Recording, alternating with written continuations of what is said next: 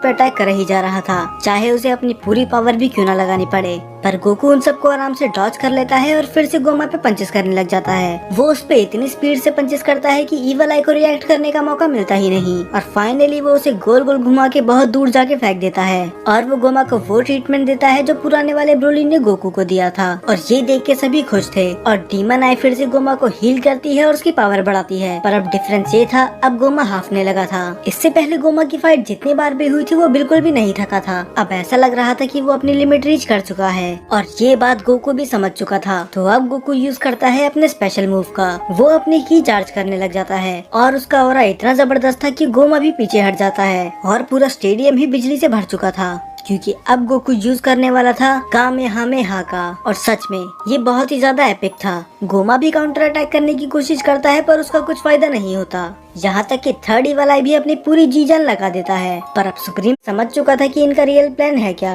वो बस किसी भी तरह इसकी थर्ड ईवल आई को निकालना चाहते हैं, पर वो ऐसा होने नहीं दे सकता। तो फिर वो यूज करता है पूरी पावर द थर्ड ईवल आई की। अब अरिनसु भी परेशान हो चुकी थी। वो सोचती है कि उस बुक में कोई न कोई तो ऐसा रास्ता होगा ही जो हमें बता सके कि गोमा को कैसे हराना है। अब गोमा धीरे धीरे हील होने लगा था, तो जी फाइटर्स और बाकी माजिन्स उस पे अटैक करने जाते हैं। पर अब गोमा मजाक की मूड में बिल्कुल नहीं था, तो वो सब पे ही लाइटनिंग से अटैक कर देता है और फाइनली हील हो जाता है पूरी तरह। और अब इसकी भी गारंटी नहीं कि गोकू सुपर CN4 को कितनी देर तक मेंटेन कर सकता है।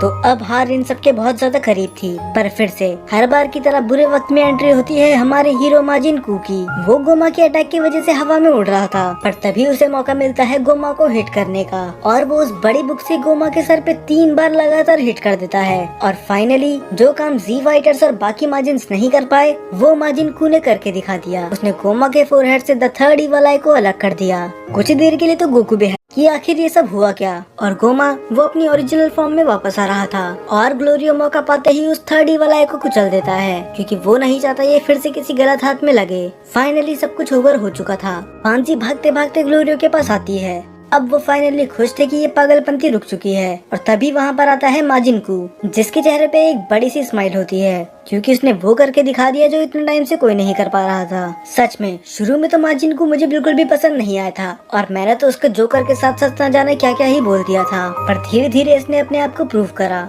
और न जाने ही इसने अरिनसु की कितनी मदद करी। हमारे साथ अरिनसु को भी यही लगता रहा कि ये एक वर्थलेस क्रीचर है, पर इतना सब सुनने के बाद भी इसके चेहरे पे एक बड़ी स्माइल हमेशा रहती थी। पर अब फाइनली लोग देख सकते हैं कि माजिन कू क्या क्या कर सकता है और वो उतना भी यूजलेस नहीं है जितना वो उसे समझते थे।